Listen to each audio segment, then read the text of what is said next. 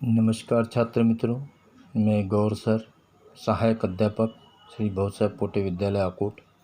आइए आज हम 9वीं कक्षा की चौथी कविता किताबें देखते हैं, जिसके रचिता है श्री गुलजार जी। गुलजार जी एक बहुत ही प्रसिद्ध कवि हैं। कवि के साथ साथ वे एक गीतकार हैं, निर्देशक हैं।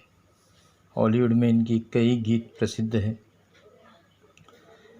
तो इनका परिचय देखते हैं हम। इनका जन्म, गुलजार जी का जन्म 18 अगस्त 1936 में दीना, झेलम, जिला पंजाब, स्वतंत्रता पूर्व भारत में हुआ। स्वतंत्रता पूर्व भारत यानी 1947 से पहले भारत पारतंत्र में था, स्वतंत्र नहीं हुआ था, इसलिए 1936 बोला तो स्वतंत्रता पूर्व भारत में हुआ। गुलजार जी का मूल नाम संपूर्ण सिंह कालरा है।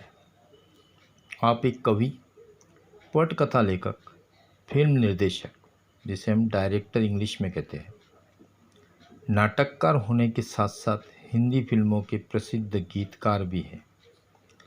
इनके कई गीत हिंदी फिल्मों में प्रसिद्ध हैं, जैसे कि एक दो गीत मुझे याद आते हैं। मुसाफिर हूँ यारो, ना घर है ना ठिकाना। दूसरा है तुझसे नाराज नहीं, जिंदगी हैरान हूँ। इनकी कुछ प्रमुख कृतियाँ हैं। चौरस रात एक लघु कथा है। रावी पार कथा संग्रह है। रात, चांद और मैं, एक बूंद चांद, रात पश्मीने की कविता संग्रह है। खराशे कविता कहानी का कोलाज। कवि पद्य संबंधी कहते हैं कि आधुनिक संवेदना के साथ परिवेश की संपूर्ण वैविध्य को नए शिल्प में अभिव्यक्त करने वाली काव्यधारा। परिवेश यानी वातावरण। प्रस्तुत कविता में गुलजार जी ने पुस्तकें पढ़ने का सुख, कंप्यूटर के कारण पुस्तकों के प्रति आरुचि, पुस्तकों और मनुष्य के बीच बढ़ती दूरी और उससे उत्पन्न दर्द को बड़े ही मार्मिक ढंग से प्रस्तुत किया है। मित्रों, आज का युग संगणक का युग है और इस संगणक युग में हमारा किताबों से संबंध बहुत कम होता गया है। और ऐसे में किताबों को क्या दर्द होता है, वो कितनी परेशान होती है। वो सोचती है कि कोई हमें फिर से आज पढ़ने के लिए निकाले। तो उसी का वर्णन कवि गुलजार जी ने प्रस्तुत कविता में किया है। कविता बहुत सरल है, हर पंक्ति का अर्थ समझ कर लेना है।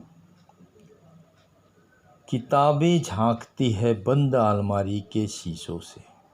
झांकना यानी छिप कर देखना। बड़ी हसरत से तकती है। हसरत, कामना, इच्छा, उम्मीद। तकना यानी देखना। महीनों अब मुलाकातें नहीं होती। जो शामें उनकी सोहबत में कटा करती थी, सोहबत यानी संगत, अब अक्सर। तो यहाँ तक पहला पद्यांश है। इसका अर्थ देखते हैं। शब्दार्थ मैंने तुम्हें बताया हूँ, शब्दार्थ लिख कर लेना है। कवि कहते हैं कि बंद अलमारी की ओर देखने पर ऐसा लगता है जैसे किताबें अलमारी के शीशों से झांक रही हो। दूसरी पंक्ति, वे कामना करती है कि उन्हें बाहर निकाल कर कोई पढ़े। तीसरी पंक्ति, आगे कवि कहते हैं कि अब तो महीनों गुजर जाते हैं, उन किताबों से मिलना नहीं होता।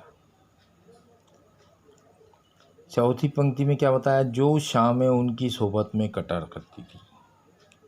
जबकि एक समय ऐसा था कि हर शाम इन किताबों को पढ़ने में लगा करती थी, पर अब अक्सर डैश डैश डैश। इसके आगे ये हो सकता है कि अब अक्सर किताबें अलमारी में बंद पड़ी रहती है। तो यहाँ तक पहला पद्यांश। दूसरा पद्यांश, गुजर जाती है कंप्यूटर के पर्दों पर। बड़ी बेचैन रहती है किताबें, उन्हें अब नींद में चलने की आदत हो गई। जो कदरें वो सुनाती थी, कदरें यानी मूल्य या मायना, कि जिनके सेल कभी मरते नहीं थे। सेल एक इंग्लिश वर्ड साइंस से संबंधित, CELL, सेल यानी कोशिका। वो कदरें अब नज़र आती नहीं घर में, जो रिश्ते वो सुनाती थी। सरल अर्थ है, गुजर जाती है कंप्यूटर के पर्दों पर। कवि कहते हैं कि कंप्यूटर के आने से पहले उनकी शामें किताबें पढ़ने में बिता करती थी। ये हमने पहले पद्यांश में लिया, उसी को कंटिन्यू करना है कि कंप्यूटर आने से पहले हर शाम किताबें पढ़ने में बिता करती थी, पर अब जब से कंप्यूटर आ गया है तब से वे शाम कंप्यूटर पर ही बीत जाती है, उसी पर हम पढ़ते लिखते हैं। इसलिए उनकी शाम कंप्यूटर के पर्दों पर बीतने लगी है और इसी कारण किताबें बहुत बेचैन रहने लगी है। अब तो हालत यह है कि किताबें नींद में चलने लगी है। अब नींद में कैसे चलने लगी? नींद में चलने का मतलब ये हुआ कि वो अब कवि के सपने में भी दिखाई देती है, मतलब चलकर वो सपनों में आती है। इन किताबों से जिन मानव मूल्य की जानकारी मिलती थी, वो मानवीय मूल्य जीवित थे। उनकी कोशिकाएं कभी मरती नहीं थी। वो कदरें अब नज़र आती नहीं घर में, वे मानवीय मूल्य अब घरों में नज़र नहीं आते हैं।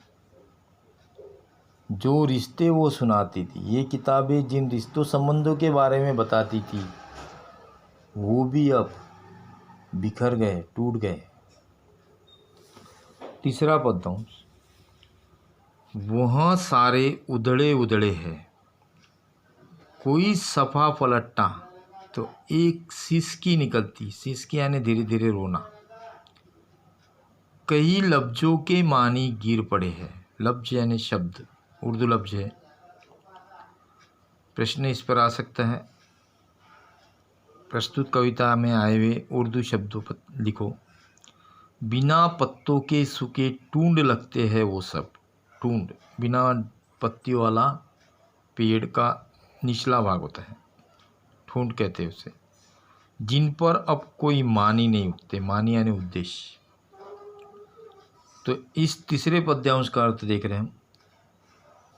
कवि किताबों की प्रशंसा करते हुए कहते हैं कि ये किताबों के रिश्ते संबंधों के बारे में जो बताती थी, वे सारे संबंध अब उधड़ गए हैं, टूट गए हैं। अब वे उन किताबों का कोई पन्ना पलटते हैं तो उनकी हालत देखकर उन्हें रोना आ जाता है और उनके गले से सिसकारी निकलने लगती है। तीसरी लाइन, कई लफ्ज़ों के मानी गिर पड़े हैं। इन पन्नों से कई शब्दों के अर्थ फटकर गिर पड़े हैं। मानी यानी अर्थ, लफ्ज़ यानी शब्द। कई शब्दों के अर्थ टूटकर गिर पड़े हैं, यानी कि पन्नों की हालत खस्ता है, फट चुके हैं।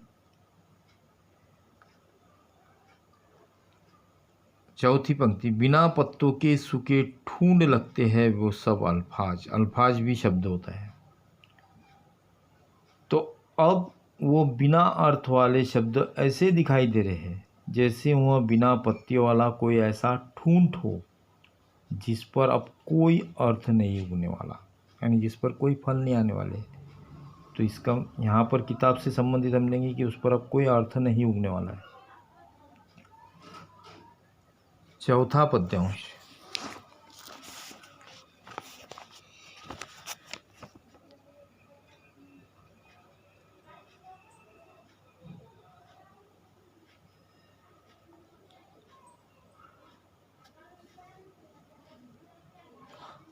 जुबां पर जो जायका आता था, जो सफ़ा पलटने का। जुबां यानी जीभ, जायका यानी स्वाद, सफ़ा यानी पन्ना। अब सरल अर्थ है, कवि कहते हैं कि किताबों के पृष्ठ पलटने में जीभ को एक प्रकार का स्वाद मिलता था। अब उंगली क्लिक करने से बस झपकी गुजरती है। पर अब क्या हो गया कंप्यूटर आने से? अब कंप्यूटर पर उंगली से क्लिक करने पर पृष्ठ पलक झपकते ही बदलते जाते हैं।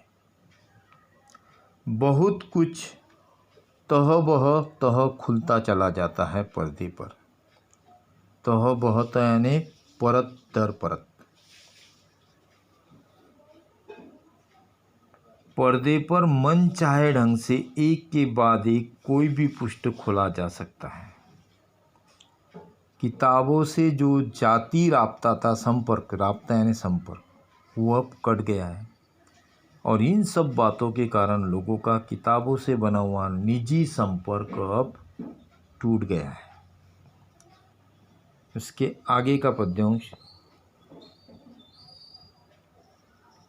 कभी सीने पे रख के लेट जाते थे, कभी गोदी में लेते थे, कभी घुटनों को अपनी रिहल की सूरत बनाकर, रिहल एक क्रॉस आकार होता है जिसपे कुरान रखने की जगह कहते हैं उसे,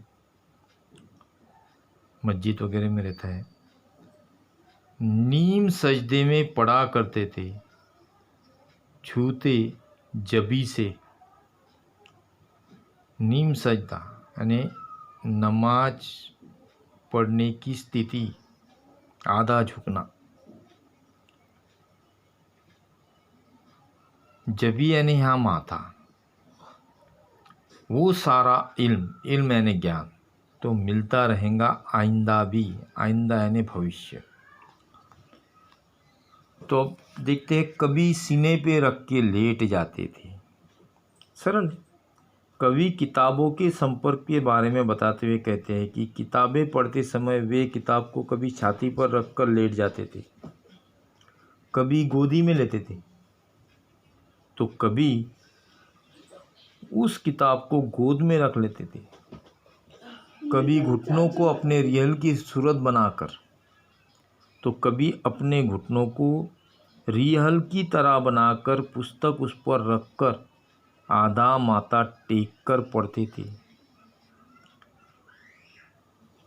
वो सारा इल्म तो मिलता रहेगा आइंदा भी। और माथा इसलिए टेकते थे कि ताकि भविष्य में भी उससे ज्ञान प्राप्त होता है।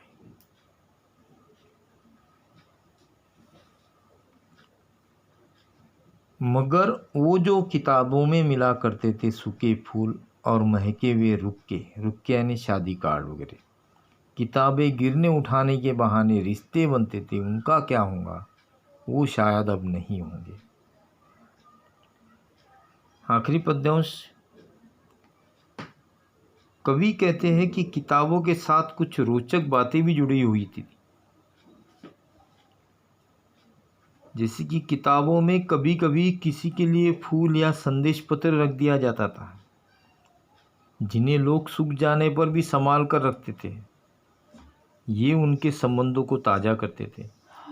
किताबों के गिरने और उठाने के बहाने कुछ लोगों की संबंध जुड़ते थे और जिंदगियां बन जाती थी। कवि कहते हैं कि जब किताबों का उपयोग ही नहीं होगा तो ऐसे संबंध कैसे बनेंगे। तो इस तरह यहाँ कविता का अर्थ पूरा हुआ। ध्यानपूर्वक समझ कर ले। धन्यवाद।